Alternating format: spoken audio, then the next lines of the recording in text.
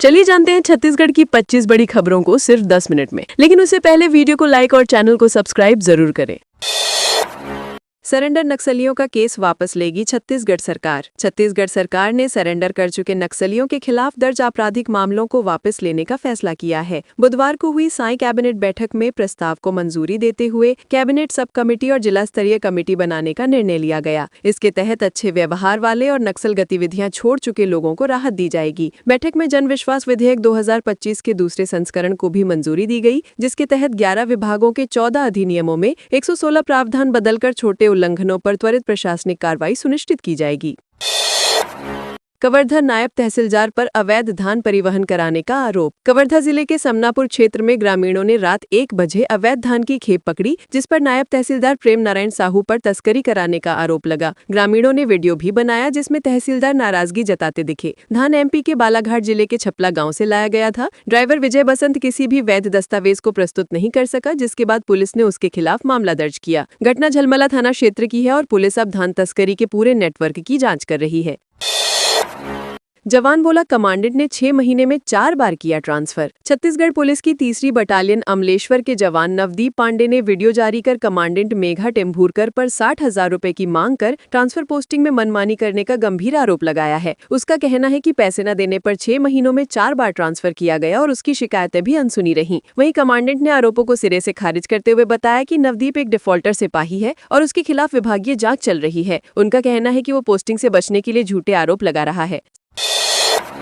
17 जिलों में cold wave का अलर्ट। छत्तीसगढ़ के 17 जिलों में मौसम विभाग ने अगले 3 दिनों के लिए कोल्ड वेव अलर्ट जारी किया है, जिसमें सरगुजा, बिलासपुर, दुर्ग और रायपुर संभाग के हिस्सों में विशेष सतर्कता बरतने की सलाह दी गई है। मैनपाट, अंबिकापुर, पेंड्रा और जगदलपुर में तापमान 10 डिग्री से नीचे पहुंच गया है। मैनपाट में पारा 4 डिग्री से कम होने पर ओस जमकर बर्फ में बदल गई। पिछले 24 घंटे में अंबिकापुर का न्यूनतम तापमान 5 डिग्री दर्ज हुआ, जबकि दुर्ग में अधिकतम 30.9 डिग्री रहा। मौसम विभाग के अनुसार रातें और अधिक ठंडी रह सकती हैं।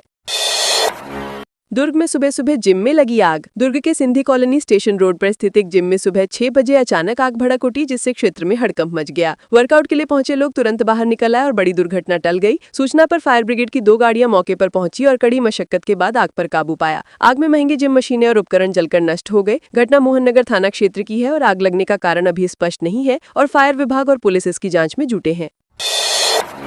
जांजगीर चांपा में 3 आरोपी गिरफ्तार। जांजगीर चांपा पुलिस ने अलग अलग मामलों में नाबालिग से अनाचार, महिला से छेड़छाड़ और 1 वर्ष से फरार आरोपी सहित 3 आरोपियों को गिरफ्तार कर न्यायिक रिमांड पर भेज दिया है। शिवरी नारायण क्षेत्र में एक महिला के अकेले सोने के दौरान आरोपी संजय खुंटे ने कमरे में घुसकर छेड़छाड़ की, जिस पर उसके खिलाफ बीएनएस की धारा 74 और 332 में मामला दर्ज किया गया। अन्य 2 मामलों में भी आरोपियों को सारागांव और अकलतरा थाना क्षेत्रों से पकड़ा गया। पुलिस ने सभी मामलों में जाँच तेज कर दी है। बेल्ट डंडों से 3 युवकों को पीटा, पेशाब किया। बालोद जिले के गुरूर थाना क्षेत्र में मवेशी बेचने बाजार जा रहे 3 युवकों वेद प्रकाश साहू, सतीश साहू और बलराम साहू को अज्ञात हमलावरों ने बीच रास्ते में रोककर बेरहमी से पीटा। उन पर बेल्ट डंडों और घूंसे से हमला किया गया तथा कथित शुद्धिकरण के नाम पर उन पर पेशाब भी किया गया। पीड़ित सभी धमतरी जिले के रावा गाँव के निवासी हैं। हमले में उनके चेहरे और पीठ पर गंभीर चोटें आई हैं। घटना का वीडियो सामने आने के बाद पुलिस ने अज्ञात आरोपियों की तलाश तेज कर दी है।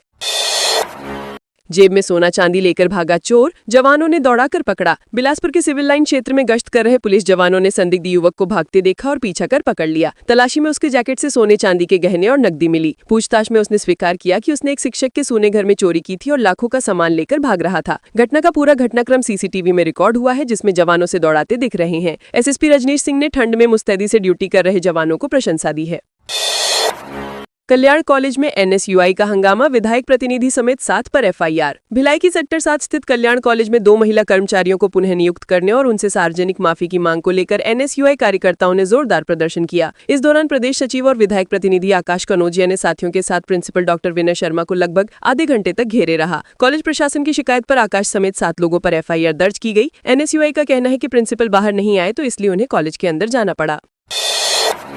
बिलासपुर में युवक के सीने के ऊपर से निकली बाइक। बिलासपुर में 2 अलग अलग सड़क हादसों में 2 लोगों की मौत हो गई। पहली घटना सिविल लाइन क्षेत्र की है, जहां रूपेश गेंडले सुबह जिम के लिए निकला था। सर्किट हाउस के पास खड़ी कार के ड्राइवर ने अचानक गेट खोल दिया, जिससे उसकी बाइक टकरा गई और वो सड़क पर गिर पड़ा। तभी सामने से आ रही तेज रफ्तार बाइक उसके सीने के ऊपर से चढ़ गई, जिससे उसकी मौके पर मौत हो गई। दूसरी घटना रतनपुर थाना क्षेत्र की है, जहाँ रेत ले जा रहे ट्रैक्टर ने मोपेड सवार 2 बुजुर्गों को टक्कर मार दी, जिसमें एक की मौत और एक घायल हो गया। जगदलपुर नहीं आएगी आज कोई यात्री ट्रेन। जगदलपुर में आज सभी यात्री ट्रेनें रद्द कर दी गई हैं। किरंदुल कोटावालसा रेलवे लाइन पर जगदलपुर कुम्हार साड्डा के बीच सुरक्षा कार्य होने के कारण यात्रियों का अंतिम स्टॉपेज ओडिशा का कोरापुट स्टेशन रहेगा। वॉल्टेर मंडल के अनुसार किरंदुल विशाखापट्टनम पैसेंजर आज कोरापुट से विशाखापट्टनम रवाना होगी। वहीं राउरकेला जगदलपुर इंटरसिटी, भुवनेश्वर जगदलपुर एक्सप्रेस और हीराखंड एक्सप्रेस भी कोरापुट तक ही सीमित रहेंगे। अर्कू सिमलीगुड़ा सेक्शन में 13 और 15 दिसंबर को भी काम होगा। छत्तीसगढ़ की 2 महिलाओं को कांग्रेस में राष्ट्रीय नेतृत्व का मौका। कांग्रेस ने ऑल इंडिया आदिवासी कांग्रेस के नई कोऑर्डिनेटर्स की सूची जारी की है, जिसमें छत्तीसगढ़ की 2 आदिवासी महिला नेताओं अशिका कुजूर और अर्चना पोर्ते को शामिल किया गया है। 26 नामों की सूची में इन दोनों को राष्ट्रीय स्तर पर जिम्मेदारी दी गई है। कुछ दिन पहले ही कांग्रेस अध्यक्ष मल्लिकार्जुन खड़गे ने पूर्व पीसीएमडी और भूपेश बघेल के करीबी गिरीश देवांगन को एआईसीसी ओबीसी विभाग का राष्ट्रीय कोऑर्डिनेटर नियुक्त किया था। इसके साथ ही त्रिलोक चंद्र श्रीवास और लेखराम साहू को भी ओबीसी विभाग में महत्वपूर्ण पद मिले हैं। पटवारी अमरजीत भगत का निलंबन रद्द। सरगुजा संभाग आयुक्त ने पटवारी अमरजीत भगत का निलंबन निराधार पाते हुए रद्द कर दिया है। संभाग कार्यालय ने कलेक्टर बलरामपुर रामानुजगंज को पत्र जारी कर 7 दिनों के भीतर नियमानुसार आगे की कार्यवाही सुनिश्चित करने के निर्देश दिए हैं। अमरजीत भगत का निलंबन उनके पिता सोमनाथ भगत का उरांव जाति प्रमाण पत्र निरस्त होने के बाद किया गया था। सोमनाथ भगत स्वतंत्रता संग्राम सेनानी महली भगत के बेटे हैं और पहले से जमीन विवाद और प्रशासनिक कार्यवाही का सामना कर रहे हैं।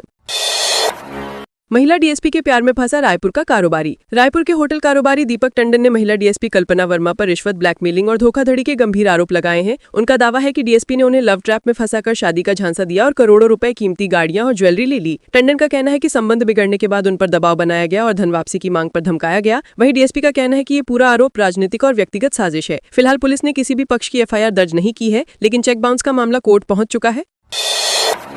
प्रॉपर्टी टैक्स न देने वाले 9 बकायेदारों पर निगम की कार्रवाई। रायपुर नगर निगम ने प्रॉपर्टी टैक्स नहीं चुकाने वाले 9 बकायेदारों पर सख्त कार्रवाई शुरू कर दी है। कई बार डिमांड बिल, नोटिस और अंतिम चेतावनी दिए जाने के बाद भी टैक्स नहीं भरने पर टीम मौके पर पहुंची। कार्रवाई के दौरान कुछ बकायेदारों ने तुरंत पूरा बकाया जमा कर दिया। सरिता बाजपेयी ने 2,21,405 रुपए और राज थोरानी ने 1,88,552 रुपए, नीतू फतेहरामका ने 2,07,276 रुपए और रमानी परिवार ने 4,18,976 रुपए की बकाया राशि जमा की। निगम ने अन्य बकायेदारों को भी चेतावनी दी है कि कार्रवाई आगे और कड़ी होगी।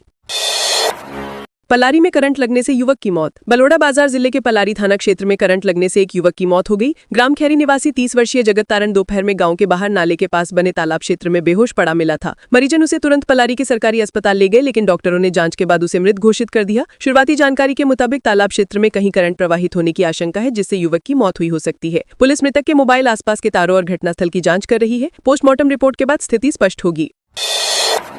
कोरबा में भारी वाहनों से दुर्घटना पर प्रशासन जिम्मेदार। कोरबा शहर में भारी वाहनों की आवाजाही पर विवाद बढ़ गया है। वाहन मालिक संघ ने चेतावनी दी है कि शहर के बीच से भारी वाहनों के गुजरने से अगर कोई दुर्घटना होती है तो इसकी पूरी जिम्मेदारी प्रशासन की होगी। उनका कहना है कि जर्जर हसदेव पुल को देखते हुए प्रशासन ने बिना वैकल्पिक मार्ग दिए भारी वाहनों को दूसरे रास्तों से भेजना शुरू कर दिया है, जिससे शहर के अंदर दबाव बढ़ गया है। फिलहाल कटघोरा की ओर जाने वाले ट्रक अमरैयापारा बाईपास से भेजे जा रहे हैं।